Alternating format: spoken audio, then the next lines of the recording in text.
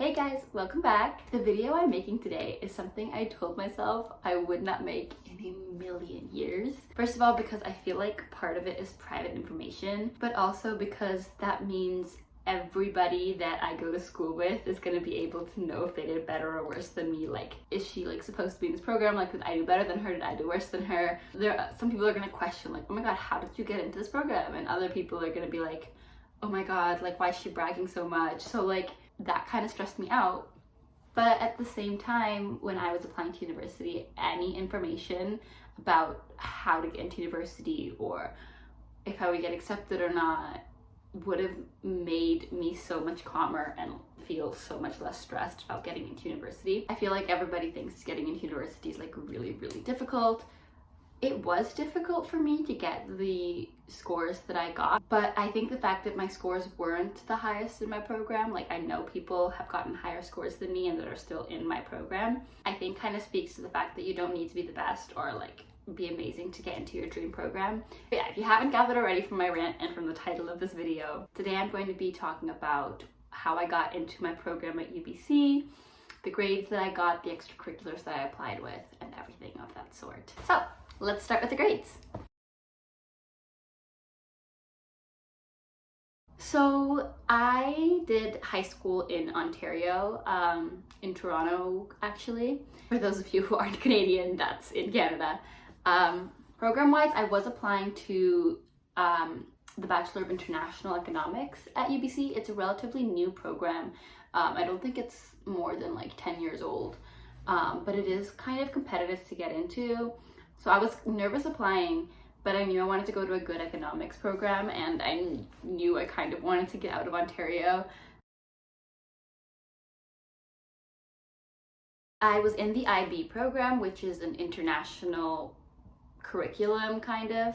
So the curriculum is set by an international board. Hell, I wouldn't recommend it to anybody. Actually, it was useful in some ways.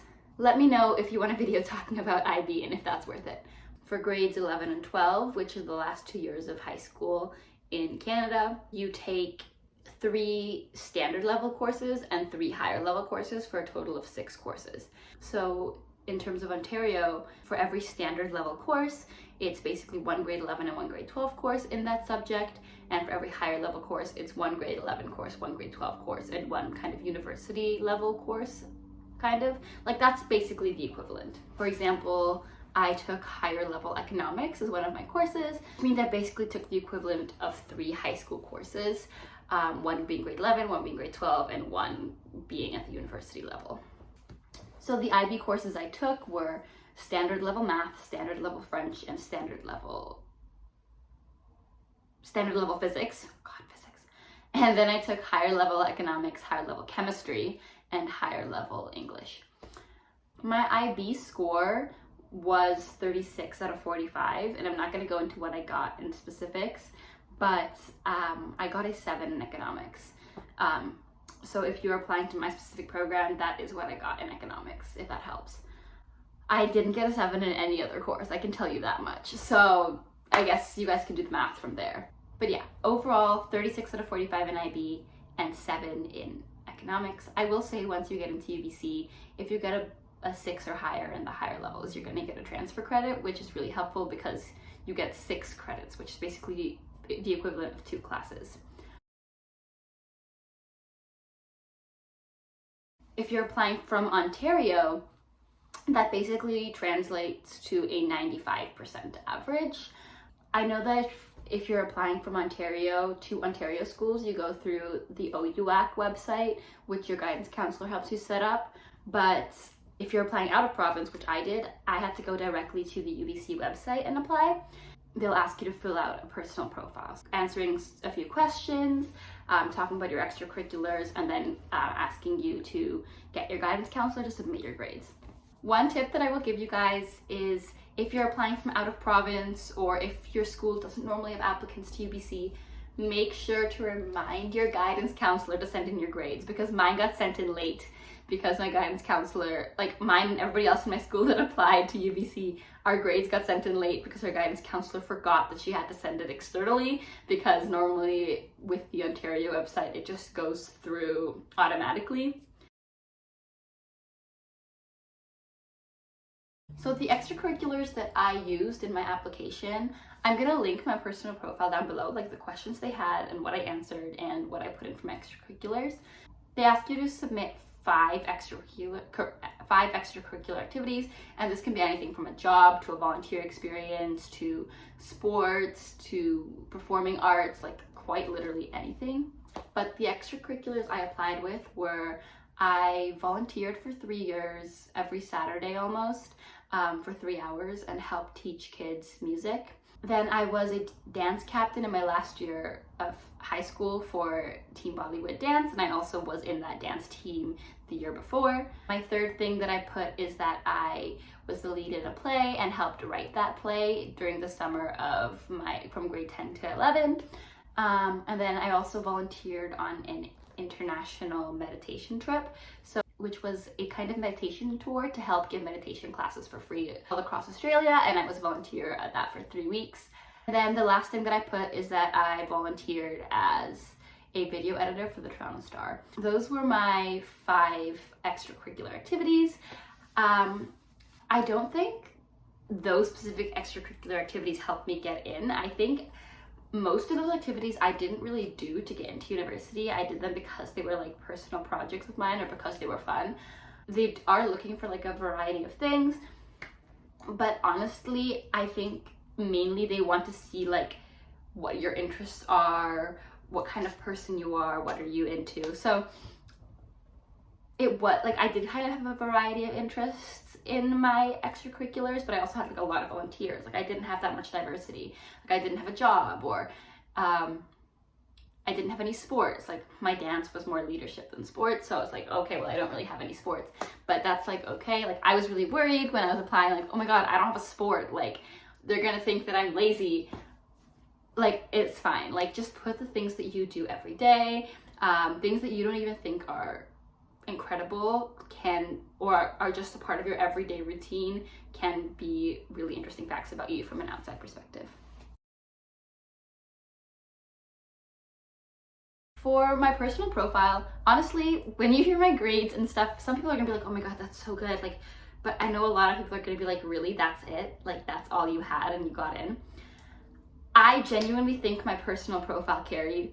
I don't know if it's great, like reading back on it, I don't think it's my best writing. I think I could do better now, but I think for a high school student, it was relatively good. And I think it did get me into the program because I tailored it very specifically to what I think the program wanted.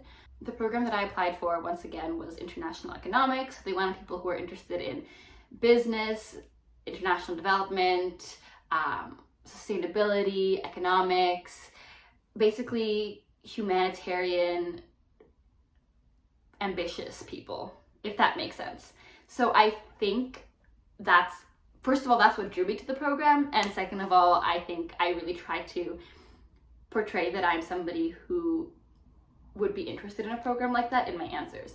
When I applied, there was one YouTube video, I forgot the name, but I will link it and I will put it in the description below, that really helped me focus my writing.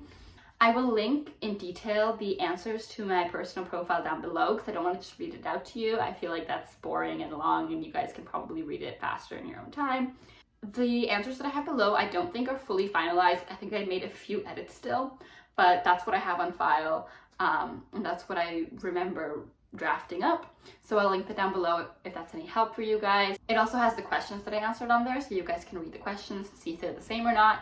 I know that some programs have extra questions, but like Sauder, for example, the business program has extra questions.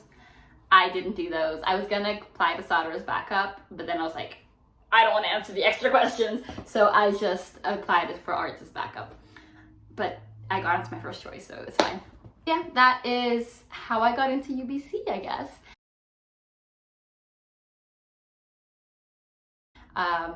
I think honestly, don't be too stressed about it. I think Canadian universities, they're really good, but they're also not too hard to get into if you have decent grades. Like, I recognize that I had pretty good grades and I worked hard for them, but even if you have grades that aren't that high, there's still a very good chance that you're going to get into the program that you want to get into. And if you're lacking in any area, like if you feel like you can't really write well, but you have good grades, or you feel like you have good grades, but you can't really write well, they'll normally end up making up for each other. And most of the time, things end up being fine. So, and honestly, my best tip of advice is just apply.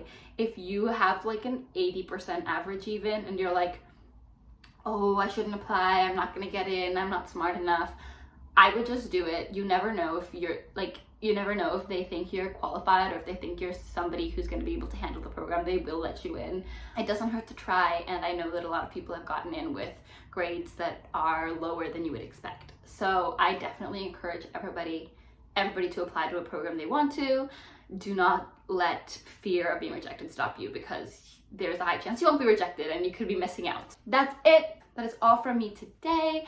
I hope you guys have a lovely evening, morning, afternoon, rest of the day, wherever you are.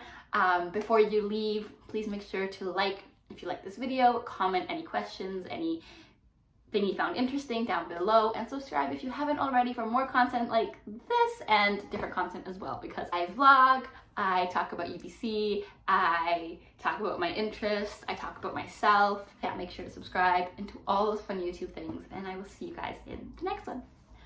Bye-bye!